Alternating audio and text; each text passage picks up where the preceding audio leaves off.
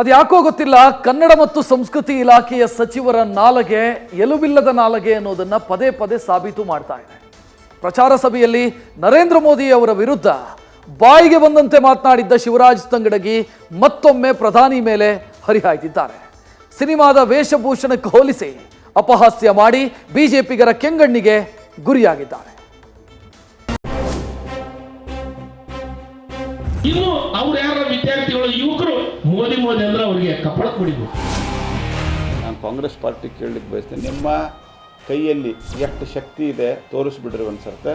ಮತಗಳ ಮುಖಾಂತರ ಅವ್ರ ಕಪಾಳ ಮೋಕ್ಷ ಆಗ್ತದೆ. ಲೀಡರ್ ಮಾಡ್ತಾ ಇದ್ದಾರೆ, ಮಾಡಿ ಪರವಾಗಿಲ್ಲ.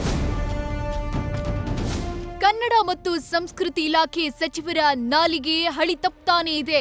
ಮೋದಿ ವಿರುದ್ಧ ಮೇಲಿಂದ ಮೇಲೆ ನಾಲಿಗೆ ಹರಿಬಿಡತೊಡಗಿದ್ದಾರೆ.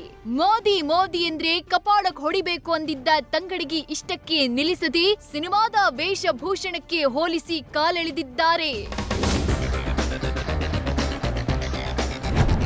ಕಾಂತಾರ ಸಿನಿಮಾದಲ್ಲಿ ಇದ್ದಾಗೆ ಕಾಣ್ತಾರೆ ಪ್ರಧಾನಿ ಮೋದಿ.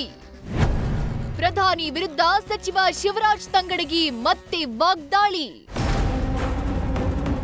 ನರೇಂದ್ರ ಮೋದಿ ವಿರುದ್ಧ ಮುಗಿಬಿದ್ದಿರೋ ಶಿವರಾಜ್ ತಂಗಡಗಿ ಮೋದಿಯವರ ವೇಷಭೂಷಣದ ಬಗ್ಗೆ ಲೇವಡಿ ಮಾಡಿದ್ದಾರೆ. ಅದರಲ್ಲೂ ವಿಶ್ವವೇ ಕನ್ನಡ ಚಿತ್ರರಂಗವನ್ನ ತಿರುಗಿ ನೋಡುವಂತೆ ಮಾಡಿದ್ದ ಕಾಂತಾರ ಸಿನಿಮಾವನ್ನ ಉಲ್ಲೇಖಿಸಿ ಕಾಲೆಳೆದಿದ್ದಾರೆ. ಮೋದಿಯವರ ವೇಷ ನೋಡಿದ್ರೆ ಕಾಂತಾರ ಸಿನಿಮಾದಲ್ಲಿದ್ದ ಕಾಣ್ತಾರೆ ಅಂತ ಲೇವಡಿ ಮಾಡಿದ್ದಾರೆ. ಅಷ್ಟೇ ಅಲ್ಲ, ಚುನಾವಣೆ ಬಂತಂದ್ರೆ ನಾಟಕ ಅನ್ನೋದನ್ನ ಮತ್ತೊಮ್ಮೆ ಪುನರುಚ್ಚರಿಸಿದ್ದಾರೆ.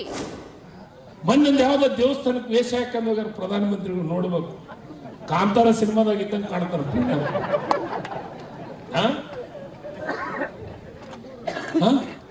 ತಲಿ ಮೂರು ಏನೇನು ವೇಷ.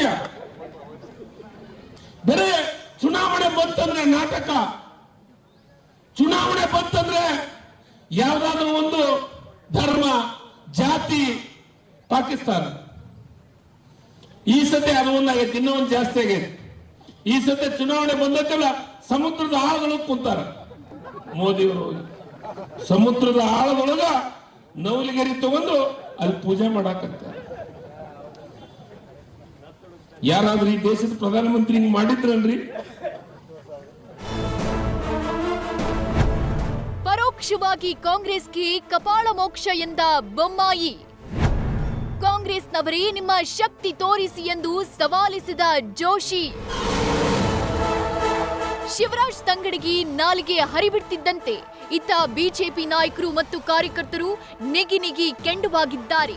ಸ್ವಲ್ಪ ದಿನ ಮತಗಳ ಮೂಲಕ ಜನ ಕಪಾಳಕ್ಕೆ ಹೊಡಿತಾರೆ ಅಂತ ಪರೋಕ್ಷವಾಗಿ ಕಾಂಗ್ರೆಸ್ಗೆ ಕಪಾಳ ಮೋಕ್ಷ ಅಂತ ಬೊಮ್ಮಾಯಿ ಕೌಂಟರ್ ಕೊಟ್ರೆ, ಅತ್ತ ಕೇಂದ್ರ ಸಚಿವ ಪ್ರಹ್ಲಾದ್ ಜೋಶಿ ಕಾಂಗ್ರೆಸ್ನವರೇ ನಿಮ್ಮ ಶಕ್ತಿ ತೋರಿಸಿ ಅಂತ ಸವಾಲ್ ಹಾಕಿದ್ದಾರೆ. ಸ್ವಲ್ಪ ದಿವಸ ತಡೀರಿ, ಜನ ಯಾರಿಗೂ ಮೋದಿ ಕಪಾಳ ಹೊಡಿ ಎಂದಿದ್ದಾರೆ. ಮತಗಳ ಮುಖಾಂತರ ಅವ್ರ ಕಪಾಳ ಮೋಕ್ಷ ಆಗ್ತದೆ. ಇವತ್ತು ಮೋದಿ ಅಂದವರನ್ನ ಕಪಾಳಿಗೆ ಹೊಡ್ರಿ ಅನ್ನುವಂಥ ಕರೆಯನ್ನು ಕೊಟ್ಟಿದ್ದಾರೆ. ನಾನು ಕಾಂಗ್ರೆಸ್ ಪಾರ್ಟಿ ಕೇಳಲಿಕ್ಕೆ ಬಯಸ್ತೇನೆ, ನಿಮ್ಮ ಕಡೆ ನಿಮ್ಮ ಕೈಯಲ್ಲಿ ಎಷ್ಟು ಶಕ್ತಿ ಇದೆ ತೋರಿಸ್ಬಿಡ್ರಿ ಒಂದ್ಸರ್ತೆ. ಯಾಕಂದರೆ ಇಡೀ ದೇಶದೊಳಗೆ ಸಾಧಾರಣ 70-80% ಹೆಚ್ಚು ಯುವಕರು ಮೋದಿ ಮೋದಿ ಅಂತ ದಿವಸ ಕೂಗ್ತಾ ಇದ್ದಾರೆ. ಇನ್ನು ಕನ್ನಡ ಮತ್ತು ಸಂಸ್ಕೃತಿ ಇಲಾಖೆ ಸಚಿವರಿಗೆ ಸಂಸ್ಕೃತಿ ಇಲ್ಲ, ಕೂಡಲೇ ಶಿವರಾಜ್ ತಂಗಡಗಿ ರಾಜೀನಾಮೆ ಕೊಡಬೇಕು ಅಂತ ಕೊಪ್ಪಳದಲ್ಲಿ ಬಿಜೆಪಿ ಕಾರ್ಯಕರ್ತರು ಆಗ್ರಹಿಸಿದ್ದಾರೆ. ಅಷ್ಟೇ ಅಲ್ಲ, ಸಚಿವರ ಮನೆಗೆ ಮುತ್ತಿಗೆ ಹಾಕೋಕ್ಕೂ ಯತ್ನಿಸಿದ್ರು. ಅತ್ತ ಚಿಕ್ಕಮಗಳೂರಲ್ಲೂ ತಂಗಡಗಿ ವಿರುದ್ಧ ಹಿಂದೂ ಕಾರ್ಯಕರ್ತರು ಮೋದಿ ಪೋಸ್ಟರ್ ಹಿಡಿದು ಕಾಂಗ್ರೆಸ್ ನಾಯಕರ ಮುಂದೆ ಆಕ್ರೋಶ ಹೊರಹಾಕಿದ್ರು. ಪೊಲೀಸರು 15ಕ್ಕೂ ಹೆಚ್ಚು ಹಿಂದೂ ಕಾರ್ಯಕರ್ತರನ್ನ ಬಂಧಿಸಿದ್ರು. ಈ ವೇಳೆ ಇಬ್ಬರ ನಡುವೆ ಕೆಲಕಾಲ ವಾಗ್ವಾದ ನಡೆಯಿತು.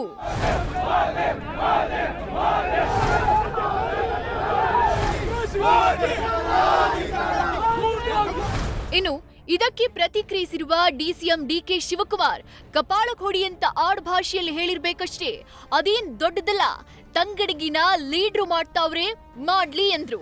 ತನ್ನ ಹೇಳಿಕೆಗೆ ವಿರೋಧ ವ್ಯಕ್ತವಾಗ್ತಿದ್ದಂತೆ ಸುದ್ದಿಗೋಷ್ಠಿ ನಡೆಸಿದ ಶಿವರಾಜ್ ತಂಗಡಗಿ ತಮ್ಮ ಹೇಳಿಕೆಯನ್ನ ಸಮರ್ಥಿಸಿಕೊಂಡಿದ್ದಾರೆ. ನಾವು ಒಡಿ ಬಡಿ ಏನೋ ಕಪಾಲ ಕೊಡಿರಿ ಅಂತ ಏನೋ ಒಂದು ನಾಡು ಭಾಷೆಯಲ್ಲಿ ಮಾತಾಡಿರ್ಬೋದು ಅಷ್ಟೇ, ಅದೇನು ದೊಡ್ಡದಲ್ಲ. ಏನ್ ತಂಗಡಿನ ಲೀಡರ್ ಮಾಡ್ತಾ ಇದಾರೆ, ಮಾಡಿ ಪರವಾಗಿಲ್ಲ. ನಾನು ಇವತ್ತೂ ಹೇಳ್ತಿದ್ದೀನಿ, ಈ ಸದ್ಯನೂ ಹೇಳ್ತಾ ಇದ್ದೀನಿ, ನಾನು ಹೇಳಿದ್ರೊಳಗೆ ಯಾವುದೇ ತಪ್ಪು ಇಲ್ಲ. ನಾನು ಹೇಳಿದ್ದು ಈ ದೇಶದೊಳಗೆ ಎಷ್ಟರ ಮಟ್ಟಿಗೆ ಸುಳ್ಳನ್ನ ಹೇಳ್ತಾ ಇದ್ದೀರಿ ನೀವು, ಏನೇನು ಸುಳ್ಳು ಹೇಳ್ಕೊಂತ ಬಂದಿದ್ದೀರಿ ನೀವು. ಇಷ್ಟೆಲ್ಲ ಸುಳ್ಳು ಹೇಳೋದ್ರ ಜೊತೆಗೆ ನಮ್ಮ ಮಕ್ಕಳನ್ನ,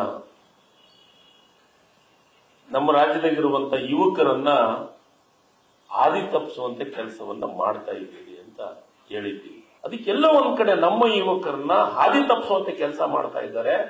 ನಾನೊಬ್ಬ ಹಿರಿಯ ಅಣ್ಣನಾಗಿ, ಒಬ್ಬ ತಂದೆ ಆಗಿ, ಒಬ್ಬ ಕಾಕನಾಗಿ, ಚಿಕ್ಕಪ್ಪನಾಗಿ ಉತ್ತರ ಕರ್ನಾಟಕ ಭಾಷೆಯೊಳಗೆ ನಾನು ಮಾತಾಡಿದ್ದೆ. ತಪ್ಪ? ಒಟ್ನಲ್ಲಿ ಶಿವರಾಜ್ ತಂಗಡಗಿ ತಮ್ಮ ಹೇಳಿಕೆಯನ್ನ ಸಮರ್ಥಿಸಿಕೊಂಡಿದ್ದಾರೆ. ಆದ್ರೆ ಇದೇ ಹೇಳಿಕೆ ತಂಗಡಗಿಗೆ ಕಾನೂನು ಸಂಕಷ್ಟ ತಂದೊಡ್ಡಿದೆ. ಪ್ರಚೋದನೆ ಭಾಷಣ ಮಾಡಿದ್ದಾರೆ ಅಂತ ಪರಿಶಿಷ್ಟ ವರ್ಗಗಳ ಕಲ್ಯಾಣಾಧಿಕಾರಿ ಜ್ಞಾನನಗೌಡ ಕಾರಟಗಿ ಠಾಣೆಯಲ್ಲಿ ದೂರು ಕೊಟ್ಟಿದ್ದಾರೆ. ಚಿಕ್ಕಮಗಳೂರಿನಿಂದ ಮಹಾರದ್ರ ಜೊತೆ Raju, news first, Koppal. News first ನಿರ್ಭೀತಿಯಿಂದ ನಿಮ್ಮ ಪರವಾಗಿ.